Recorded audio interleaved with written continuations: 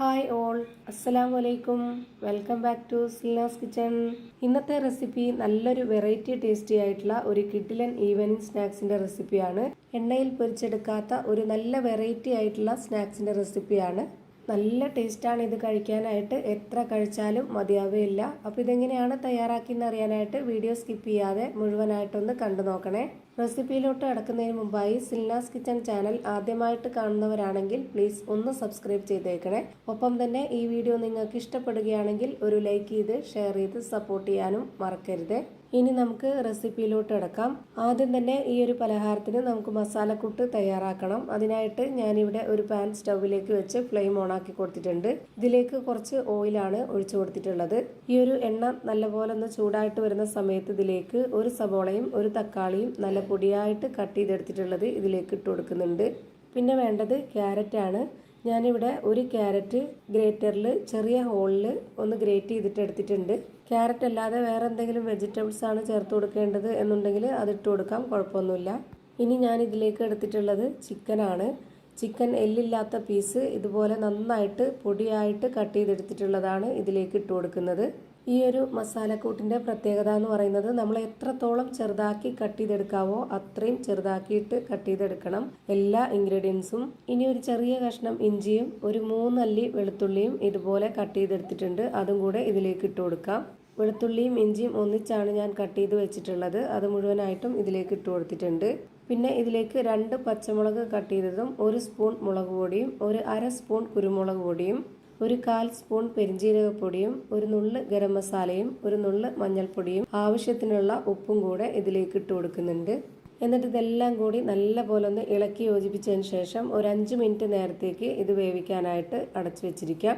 ഈ ഒരു ചിക്കൻ വേവുന്ന സമയമാകുമ്പോഴേക്ക് നമുക്കിതിൻ്റെ മസാലയും നല്ലപോലെ വെന്ത് കിട്ടും. നന്നായിട്ട് വെന്ത് ഉടയേണ്ട ആവശ്യമില്ല. അതുകൊണ്ടാണ് ഈ മസാലകളും ചിക്കനും എല്ലാം ഒന്നിച്ചിട്ട് കൊടുത്തിട്ടുള്ളത്. ഇനി മസാലയൊക്കെ നല്ലപോലെ വഴറ്റിയെടുത്തതിന് ശേഷം ചിക്കൻ ഇട്ട് വേവിച്ചെടുത്താൽ മതി എന്നുള്ളവർക്ക് അങ്ങനെ ചെയ്യാം. നമ്മുടെ ഈ ഒരു പലഹാരത്തിന് ഈ രീതിയിൽ കടിക്കാനൊക്കെ കിട്ടുമ്പോഴാണ് നല്ല ടേസ്റ്റ്. അതുകൊണ്ടാണ് ഈ ഒരു രീതിയിൽ വേവിച്ചെടുക്കുന്നത്. ഇനി അതൊന്ന് വെന്ത് വരട്ടെ. ആ ഒരു സമയമാകുമ്പോഴേക്ക് നമുക്ക് ഒരു കൂട്ടുകൂടെ തയ്യാറാക്കാനുണ്ട്. അതിനായിട്ട് ഞാനിവിടെ ഒരു ബൗൾ എടുത്തിട്ടുണ്ട്. ഇതിലേക്ക് ഞാൻ ഇട്ട് കൊടുക്കുന്നത് മൈദാമാവാണ്. 250 ml കപ്പിൻ്റെ അളവിൽ 1/4 കപ്പ് മൈദാമാവാണ് ഇതിലേക്ക് ഇട്ട് കൊടുക്കുന്നത്. ഇതിലേക്ക് ഇനി നമുക്ക് വെള്ളം ഒഴിച്ചു കൊടുക്കണം. 250 ml കപ്പിൻ്റെ അളവിൽ 1 കപ്പ് വെള്ളം ആദ്യം ഒഴിച്ചു കൊടുക്കുന്നുണ്ട്. ആദ്യം ഇത്രയും വെള്ളം ഒഴിച്ചു കൊടുത്ത് ഇത് നല്ലപോലെ ഒന്ന് ഇളക്കി കൊടുത്തതിന് ശേഷം പോരാന്നുണ്ടെങ്കിൽ മാത്രം പിന്നെയും ഒഴിച്ചു കൊടുക്കാം. ഇനി ഇതിലേക്ക് ആവശ്യത്തിനുള്ള ഉപ്പും ഒരു നുള്ള് സോഡാപ്പൊടിയും ഇട്ട് കൊടുക്കുന്നുണ്ട്. സോഡാപ്പൊടി ഇട്ട് കൊടുത്തിട്ടുള്ളത് നമ്മുടെ ഈ ഒരു മാവ് ഒന്ന് സോഫ്റ്റ് ആയിട്ട് കിട്ടാനാണ്. ഇനി ഇതൊരു വിസ്ക് വെച്ചിട്ട് ഒട്ടും തന്നെ കട്ടകളൊന്നും ഇല്ലാതെ നന്നായിട്ട് ഇളക്കി കൊടുക്കുന്നുണ്ട്. കുറച്ചുകൂടെ ലൂസായിട്ട് വേണം ഈ മാവ് തയ്യാറാക്കി എടുക്കാനായിട്ട്. കുറച്ചുകൂടെ വെള്ളം ആവശ്യമുണ്ട്. അപ്പോൾ ഞാൻ ഈ ഒരു 250 ml കപ്പിൻ്റെ അളവിന് ഒരു 1/4 കപ്പ് വെള്ളവും കൂടെ ഒഴിച്ചു കൊടുക്കുന്നുണ്ട്. വീണ്ടും നമുക്ക് ഒന്നുകൂടെ നന്നായിട്ട് ഇളക്കി യോജിപ്പിച്ചെടുക്കാം. ഇപ്പോൾ ഈ ഒരു മാവ് ഈ പരുവത്തിൽ റെഡിയാക്കി എടുത്തിട്ടുണ്ട്. ഇനി നമുക്കിത് മാറ്റി വയ്ക്കാം. ഇനി ഒരു പാത്രത്തിലേക്ക് 2 കോഴിമുട്ട പൊട്ടിച്ചൊഴിച്ചു കൊടുത്ത ശേഷം നന്നായിട്ടൊന്ന് ബീറ്റ് ചെയ്തെടുക്കുന്നുണ്ട്. മിക്സിയിൽ അടിച്ചെടുക്കുകയൊന്നും ചെയ്യരുത്. ഇതുപോലെ ഹാൻഡ് വിസ്ക് വെച്ചിട്ട് തന്നെ നന്നായിട്ടൊന്ന് അടിച്ചെടുത്താൽ മതി. ഇപ്പോൾ ഇതുപോലെ നന്നായിട്ട് അടിച്ചെടുത്തിട്ടുണ്ട്. ഇത്രയും മതി. ഇനി ഇതൊന്ന് മാറ്റി വെച്ചേക്കാം. അടുത്തതായിട്ട് ഒരു കാര്യം കൂടി ചെയ്യാനുണ്ട്. ഇനി ഞാനിവിടെ ഒരു പാത്രത്തിലേക്ക് ലെയ്സാണ് ഇട്ട് കൊടുക്കുന്നത്. 4 പാക്കറ്റ് ലെയ്സാണ്. 5 രൂപയുടെ പാക്കറ്റാണ്. ഇത്രയും മതി. ഇനി നമുക്കിത് നല്ലപോലെ ഒന്ന് മിക്സിയുടെ ജാറിലിട്ടിട്ട് പൊടിച്ചെടുക്കണം. ചെറിയൊരു മിക്സിയുടെ ജാറിലേക്ക് ഇട്ട് കൊടുത്തിട്ട് ഇത് നല്ലപോലെ പൊടിച്ചെടുക്കാം. അപ്പോൾ ഇത് നല്ലപോലെ പൊടിച്ചെടുത്തിട്ടുണ്ട്. ഒരുപാട് നല്ല മിനുസായിട്ടല്ല, ഈ ഒരു തരിതരിപ്പോട് കൂടിയാണ് പൊടിഞ്ഞു കിട്ടിയിട്ടുള്ളത്. ഇനി നമുക്ക് നേരത്തെ റെഡിയാക്കി വെച്ചിട്ടുള്ള ആ ഒരു മൈദാമാവിലേക്ക് ഈ ഒരു ലേസ് പൊടിച്ചത് ഇട്ട് കൊടുക്കാം. പിന്നെ ഇതിലേക്ക് നേരത്തെ റെഡിയാക്കി വെച്ചിട്ടുള്ള ആ ഒരു മുട്ടയും കൂടെ ഒഴിച്ചു കൊടുക്കുന്നുണ്ട്. ഇനി ഇത് നല്ലപോലെ ഒന്ന് ഇളക്കി യോജിപ്പിച്ചെടുക്കുന്നുണ്ട്. അപ്പോൾ ഞാനിവിടെ ഇതെല്ലാം നന്നായിട്ട് ഇളക്കി യോജിപ്പിച്ചെടുത്തിട്ടുണ്ട്. ഇനി ഇതിൻ്റെ പരുവം കാണിച്ചു തരാം. നമ്മുടെ സാധാരണ മൈദ ദോശയൊക്കെ ചുട്ടെടുക്കുന്നതിൻ്റെ ആ ഒരു പരുവം ഉണ്ടല്ലോ, അതാണ് ഇതിൻ്റെ കറക്റ്റ് പരുവം. ഇപ്പോൾ ഇത് കാണുമ്പോൾ തന്നെ നിങ്ങൾക്ക് മനസ്സിലാവുന്നുണ്ടാവും. ഇനി അടുത്തതായിട്ട് നേരത്തെ വേവിക്കാൻ വെച്ചിരുന്ന ആ ഒരു ചിക്കൻ വെന്തോന്നൊന്ന് നോക്കാം. ഇപ്പോൾ ഇതിൻ്റെ ചിക്കനും മസാലയൊക്കെ നന്നായിട്ട് വെന്തിട്ടുണ്ട്. നല്ലപോലെ കുഴഞ്ഞു കിട്ടിയിട്ടൊന്നുമില്ല. ഇതാണ് ഇതിൻ്റെ കറക്റ്റ് പരുവം. ഇത്രയും മതി. ഇനി ഇതിൻ്റെ ഫ്ലെയിം ഓഫ് ചെയ്ത് കൊടുക്കുന്നുണ്ട്. അടുത്തതായി ഞാനിവിടെ ഒരു പാൻ സ്റ്റൗവിലേക്ക് വെച്ച് ഫ്ലെയിം ഓൺ ആക്കി കൊടുത്തിട്ടുണ്ട്. ഇതിലേക്ക് നെയ്യോ ഓയിലോ ബട്ടറോ ഒന്നും തന്നെ വേണ്ടതില്ല. ഒരു കയ്യിൽ മാവ് ഒഴിച്ചെടുത്തതിന് ശേഷം ഇതുപോലെ ഒന്ന് പരത്തി കൊടുക്കാം. ഇനി ഇതൊന്ന് വെന്ത് വരട്ടെ. ഇതേപോലെ നമുക്ക് ചിക്കനിലോ അല്ലാന്നുണ്ടെങ്കിൽ മുട്ടയിലോ മട്ടനിലോ ബീഫിലോ ഏതിൽ വേണമെങ്കിലും ചെയ്തിട്ടെടുക്കാവുന്നതാണ്. നല്ല ടേസ്റ്റാണ് കഴിക്കാനായിട്ട്. അപ്പോൾ ഇതിൻ്റെ ഒരു സൈഡ് വെന്ത് കിട്ടി. ഇനി ഇതൊന്ന് തിരിച്ചിട്ട് കൊടുത്തിട്ടുണ്ട്. ഈ ഒരു ഭാഗം കൂടെ ഒന്ന് വെന്ത് കിട്ടട്ടെ. ഇപ്പോൾ ഇതിൻ്റെ രണ്ട് സൈഡും വെന്ത് കിട്ടിയിട്ടുണ്ട്. ഇതാണ് ഇതിൻ്റെ കറക്റ്റ് പരുവം. ഇതേപോലെ നമുക്ക് എല്ലാ മാവും ചുട്ടെടുക്കാം. ഇനി ചുട്ടെടുത്തിട്ടുള്ളത് ഞാനിപ്പോൾ ഈ ഒരു ബോർഡിലേക്ക് വെച്ച് കൊടുത്തിട്ടുണ്ട്. ഇതിൽ നമുക്ക് മസാല വെച്ച് കൊടുക്കാം. ഇതിൻ്റെ ഈ ഒരു ഭാഗം നമുക്ക് പുറത്ത് വരണം. ഇതായിരിക്കണം അകത്തോട്ടിരിക്കേണ്ടത്.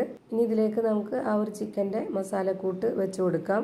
ഒരുപാട് വെച്ച് കൊടുക്കരുത്, അപ്പോൾ നമുക്ക് കറക്റ്റ് ഷേപ്പ് കിട്ടത്തില്ല. ഇതുപോലെ ഈ ഒരു രീതിയിൽ ഷേപ്പ് ചെയ്തിട്ട് വേണം മസാല വെച്ച് കൊടുക്കാനായിട്ട്.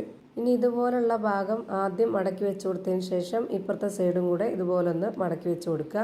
ഇതിൻ്റെ ലാസ്റ്റായിട്ട് വരുന്ന ഈ ഒരു ഭാഗം ഒന്നുകൂടി മടക്കിയിട്ട് വേണം ഇതുപോലെ വെച്ച് കൊടുക്കാനായിട്ട്. എന്നാലാണ് ഇത് കാണാൻ ഒരു ഭംഗി ഉണ്ടാവുള്ളൂ. പെട്ടെന്ന് ചെയ്തെടുക്കാൻ പറ്റും. കുഴയ്ക്കാനും പരത്താനും ഒന്നും ഇല്ലാത്തതുകൊണ്ട് വളരെ പെട്ടെന്ന് തന്നെ നമുക്ക് തയ്യാറാക്കി എടുക്കാൻ പറ്റും ഈ ഒരു പലഹാരം. ഇതുപോലെ തന്നെ ഞാനിപ്പോൾ എല്ലാ മാവിലും റെഡിയാക്കി എടുക്കുന്നുണ്ട്. ഇനി ഇതൊന്ന് റെഡിയാക്കി എടുക്കാനായിട്ട് ഞാനിവിടെ സ്റ്റൗവിലേക്ക് ഒരു പാൻ വെച്ച് കൊടുത്തിട്ടുണ്ട്.